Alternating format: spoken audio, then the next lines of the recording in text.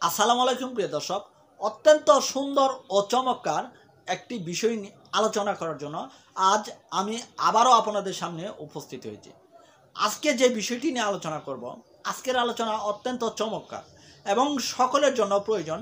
আজকে আলোচনা করব একটি মাত্র ভুলের কারণে আপনার রেজিস্ট্রিকৃত দলিল এবং কি আপনার খতিয়ান বাতিল হয়ে যেতে পারে। আমরা ভূমির মালিকানা যেভাবেই অর্জন করি না কেন, সেটা দলিলমূলক করি এবং কি আমরা খতিয়ানমূলক করি। আমরা সকলেই কিন্তু কম বেশি ভূমির মালিক আছি, তাই এই ভিডিওটি আমাদের সকলের জন্য প্রয়োজন। কেননা কোন ভুলটার কারণে আপনার দলিল ও খতিয়ান বাতিল হয়ে যেতে পারে। আপনি একটি জমি দখল করে আছেন, সেই জমির দলিল যদি আপনার এই ভুলের কারণে বাতিল হয়ে যায়, অথবা আপনার খতিয়ানমূলক জমি দখল করে আছেন, সেই জমির খতিয়ান যদি এই একটি ভুলের কারণে বাতিল হয়ে যায়, তাহলে কিন্তু আপনার মাথায় বাড়ি পড়া ছাড়া আর কিছু থাকবে না। তাই আজকের এই ভিডিওটি সকলের জন্য। আপনি যদি ধৈর্য সহকারে এই ভিডিওটি দেখেন, স্কিপ করে না দেখেন, তাহলে এই ভিডিও সম্পর্কে সম্পূর্ণ ধারণা পাবেন এবং কি এই আইনটি সম্পর্কে সম্পূর্ণ ধারণা পাবেন। এরকম ভুল যদি আপনার খতিয়ানে অথবা আপনার দলিলে থাকে, সেটা আপনি সংশোধন করার চেষ্টা করবেন এবং কি এরকম ভুল যদি না থাকে, ভবিষ্যতে আপনি এরকম ভুল করার চেষ্টা করবেন না। প্রিয় দর্শক, একটি মাত্র ভুলের কারণে আপনার দলিল ও খতিয়ান বাতিল হয়ে যাবে, এই সম্পর্কে বিস্তারিতভাবে আজ আমি আলোচনা করব। ভিডিওটি সম্পূর্ণ দেখার পর যদি ভালো লাগে, চ্যানেলটি সাবস্ক্রাইব করে পাশে থাকবেন। পাশের বেল বাটনটি অন করে রাখবেন, যেন পরবর্তীতে এমন আইন বিষয়ক ভিডিওগুলো দেখতে পারেন। এই ভিডিওটি ফেসবুক থেকে দেখলে প্রোফাইলটি ফলো করে রাখবেন, যেন পরবর্তীতে এমন আইন বিষয়ক ভিডিওগুলো আপনি ফেসবুক থেকে দেখে নিতে পারেন। ভিডিওটি বেশি বেশি করে শেয়ার করে আপনার সকল বন্ধুকে এই আইনটি জানতে ও শিখতে সহযোগিতা করবেন, যেন তারাও আপনার মতোই এই আইনটি জেনে ও শিখে উপকৃত হতে পারে। একটি মাত্র ভুলের কারণে আপনার দলিল ও খতিয়ান বাতিল হয়ে যাবে। আপনার দলিল কখন বাতিল হয়ে যাবে? একটি মাত্র ভুলের কারণে। প্রিয় দর্শক, আমরা বিভিন্ন ব্যক্তির নিকট থেকে বিভিন্ন প্রকার দলিলের মাধ্যমে সম্পত্তির মালিকানা অর্জন করে থাকি। সেটা দান দলিল হোক, হেবা দলিল হোক, হেবা বিল এওয়াজ দলিল হোক, অথবা রেওয়াজ দলিল হোক, অথবা সাপকলা দলিল হোক, বিভিন্ন প্রকার দলিলের মাধ্যমে আমরা সম্পত্তির মালিকানা অর্জন করে থাকি এবং কি এই দলিলগুলো করি আমরা 1908 সনের রেজিস্ট্রেশন আইনের বিধান অনুযায়ী সাব রেজিস্ট্রার অফিসে গিয়ে রেজিস্ট্রি করে নিই। প্রিয় দর্শক, এই বিশ্বে যদি সপ্তম আচার্য থাকে, অষ্টম আচার্য হচ্ছে আমাদের বাংলাদেশে, আর সেটা হচ্ছে সাব রেজিস্ট্রার অফিস।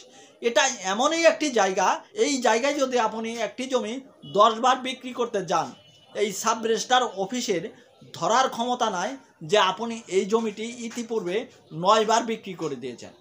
তাই এটা একটি আশ্চর্য জায়গা। এই জায়গা থেকে মানুষ কিন্তু দিনের পর দিন প্রতারিত হচ্ছে। যে দলিল লেখকগণ আছে, তারা কিন্তু গ্রামের অসহায়, অবহেলিত, লাঞ্ছিত মানুষগুলোর, যে মানুষগুলো জমি সম্পর্কে বোঝে না, যে মানুষগুলো নিরক্ষর, এই মানুষগুলোর টাকা পয়সা চুষে নিয়ে তারা কিন্তু অর্থের পাহাড় করতেছে। এই মানুষগুলোকে দিনে দিনে ফকির বানিয়ে ফেলতেছে। যে ভুলের কারণে আপনার দলিলটি বাতিল হয়ে যাবে, এই ভুলটি সচরাচর দলিল লেখকগণ করে থাকে, আপনারা করেন না। সেটি হচ্ছে, আপনি একটি দলিল করলে সেই দলিলের কিন্তু যে ব্যক্তির নিকট থেকে জমিটি ক্রয় করেছেন, সেই ব্যক্তির কিন্তু 25 বছরের মালিকানার ধারাবাহিকতা ওই দলিলে অন্তর্ভুক্ত করে দিতে হয়। আপনি যদি দলিল করার সময় দলিলে মালিকের 25 বছরের ধারাবাহিকতা বিবরণ না দেন, তাহলে কিন্তু আপনার দলিলটি বাতিল হয়ে যাবে। যেমন আপনি করিমের নিকট থেকে এক খণ্ড জমি ক্রয় করে নেবেন। করিম এই জমিটির মালিকানা কিভাবে পেয়েছে, এটা কিন্তু আপনার দলিলে সুস্পষ্টভাবে উল্লেখ করতে হবে। করিম যদি দলিল মূলে জমি পায়, এই দলিল নম্বরটি এবং কি কত সনের কত তারিখের দলিল মূলে তিনি জমিটি কার নিকট থেকে ক্রয় করে নিয়েছেন, এটা কিন্তু আপনার দলিলে স্পষ্টভাবে উল্লেখ করে দিতে হবে। এবং কি করিম যে ব্যক্তির নিকট থেকে জমিটি ক্রয় করেছে, সেই ব্যক্তি জমিটি কিভাবে পেয়েছে, এটা কিন্তু আপনাকে সুষ্ঠুভাবে দেখতে হবে, সঠিকভাবে দেখতে হবে সেই ব্যক্তির মালিকানা শর্ত ঠিক আছে কিনা। সেই ব্যক্তির যদি মালিকানা শর্ত ঠিক থাকে এবং কি ওই ঠিক মালিকানা শর্ত অনুযায়ী যদি করিম দলিলটি করে নেয়, তাহলে কিন্তু এই দলিলের নম্বর এবং সন তারিখ আপনাকে এই দলিলে গিয়ে দিতে হবে এবং কি পারলে করিমের ওই দলিলটি রেখে দিবেন। এবং করিম যে ব্যক্তি নিকট থেকে জমিটি ক্রয় করে নিয়েছে, সেই ব্যক্তিও যদি জমিটি দলিল মূলে পেয়ে থাকে, তাহলে কিন্তু ওই দলিল নম্বরটি করিমের দলিলে আছে কিনা সেটাও কিন্তু দেখতে হবে। করিমের দলিলে যদি ওই দলিল নম্বরটি না থাকে, তাহলে কিন্তু আপনি জমিটি ক্রয় করবেন না, আপনি ভবিষ্যতে ফ্যাসাদে পড়ে যাবেন। কেননা করিমের শর্ত কিন্তু ঠিক নেই। করিমের শর্ত যদি ঠিক না থাকে, আপনার শর্ত কিন্তু কোনো ক্রমে টিকবে না, আপনার দলিলটি বাতিল হয়ে যাবে। করিম যদি খতিয়ান মূল্যের জমির মালিক হয়ে থাকে, তাহলে করিম খতিয়ানটা কিভাবে পেল এটা কিন্তু আপনাকে দেখতে হবে। এটা দেখে আপনাকে জমিটি ক্রয় করতে হবে। করিম পিতার প্রত্যেক সূত্রে সম্পত্তির মালিকানা হয়েছে, মালিক হয়ে এই জমিটি আপনার নিকট বিক্রি করতে চাইতেছে, তাহলে আপনাকে দেখতে হবে করিমের পিতা যে খতিয়ান সূত্রে জমির মালিক হলো, করিমের পিতা আসলে বৈধভাবে খতিয়ান করেছে কিনা, অথবা করিম যে ব্যক্তির নিকট থেকে জমিটি ক্রয় করে নিয়ে আপনার নিকট বিক্রি করতে চাইতেছে, ওই ব্যক্তি খতিয়ান মূল্য জমির মালিক হয়েছে অথবা দলিল মূল্য জমির মালিক হয়েছে, এই বিষয়গুলো করিমের দলিলে অন্তর্ভুক্ত আছে কিনা, এবং কি করিমের দলিলে যদি এই বিষয়গুলো অন্তর্ভুক্ত থাকে, তাহলে কিন্তু সেই জমিটি আপনি নিতে পারবেন। অর্থাৎ আপনি একটি জমি ক্রয় করবেন দলিল মূল্যে, আপনার দলিলে 25 বছরের ধারাবাহিক বিবরণ থাকতে হবে করিম জমির মালিক কিভাবে হয়েছে, এবং কি করিম যদি দলিল মূল্যে জমি নিয়ে থাকে, তাহলে করিমের দলিলেও 25 বছরের ধারাবাহিক বিবরণ থাকতে হবে। করিম যে ব্যক্তি নিকট থেকে জমিটি ক্রয় করেছে, সেই ব্যক্তি জমির মালিক কিভাবে হয়েছে, এইভাবে এই দলিলগুলোর ধারাবাহিক বিবরণ থাকতে হবে, এবং কি এই বায়া দলিলগুলো আপনার হাতে থাকতে হবে। এই বায়া দলিলগুলো যদি আপনি হাতে না রাখেন, পরবর্তীতে কিন্তু এই দলিলগুলো সংগ্রহ করার জন্য আপনাকে সাব রেজিস্ট্রার অফিসে গিয়ে আবার আবেদন করতে হবে। আবেদন করে দলিলের সইমরি নকল তুলতে হবে। ইতিমধ্যেই যদি কোনো দুর্ঘটনা ঘটে যায়, সাব রেজিস্ট্রার অফিসে যদি আগুন লেগে যায় অথবা পুড়ে যায়, তখন কিন্তু আপনার দলিলটি বাতিল হয়ে যাবে, এই বায়া দলিলটি আপনার হাতে না থাকার কারণে। তাই আপনি দলিলমূলক কোনো সম্পত্তি ক্রয় করার আগে আপনাকে অবশ্যই দেখতে হবে 25 বছরের ধারাবাহিক বিবরণ আছে কিনা, যে ব্যক্তি নিকট থেকে জমিটি ক্রয় করেছেন সেই ব্যক্তির জমিটি বিক্রি করার অধিকার আছে কিনা, সেই ব্যক্তি যার নিকট থেকে জমিটি নিয়েছে তার দলিলে 25 বছরের ধারাবাহিক বিবরণ আছে কিনা। দলিলে যদি এই 25 বছরের ধারাবাহিক বিবরণ না থাকে, এই একটি মাত্র ভুলের কারণে কিন্তু আপনার দলিল বাতিল হয়ে যাবে।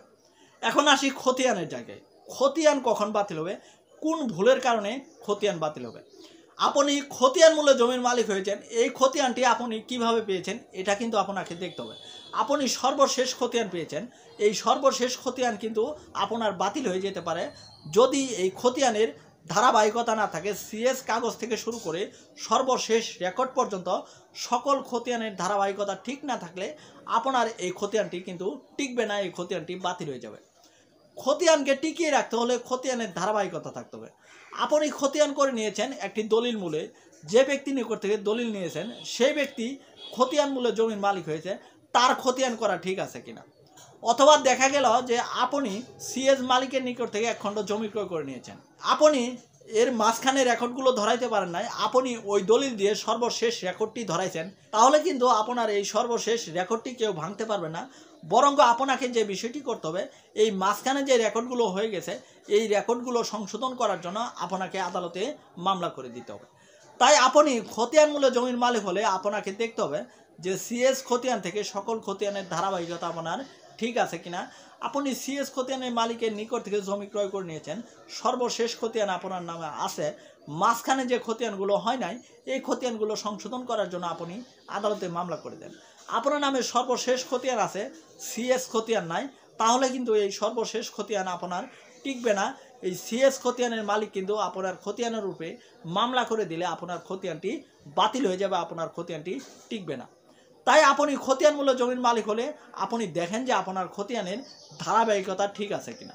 প্রিয় দর্শক, আপনি দলিল মূল্য জমির মালিক হন অথবা খতিয়ান মূল্য জমির মালিক হন, যেভাবে আপনি জমির মালিক হন না কেন, আপনাকে দেখতে হবে সিএস রেকর্ডের মালিকানা থেকে শুরু করে আপনার মালিকানা পর্যন্ত ধারাবাহিকতা ঠিক আছে কিনা। যদি ধারাবাহিকতা ঠিক না থাকে, আপনি ভূমির মালিক যেভাবেই হন না কেন, আর আপনি যত বছর থেকে জমিটি দখল করে থাকেন না কেন, আপনাকে জমিটি অবশ্যই ছেড়ে দিতে হবে। প্রিয় দর্শক, আজকের এই পর্বটি এই পর্যন্তই ছিল। পরবর্তীতে দেখা করব নতুন কোনো পর্বের নতুন কোনো টপিক আলোচনা করার সময়। সেই পর্যন্ত ভালো থাকুন, সুস্থ থাকুন, সুন্দর থাকুন।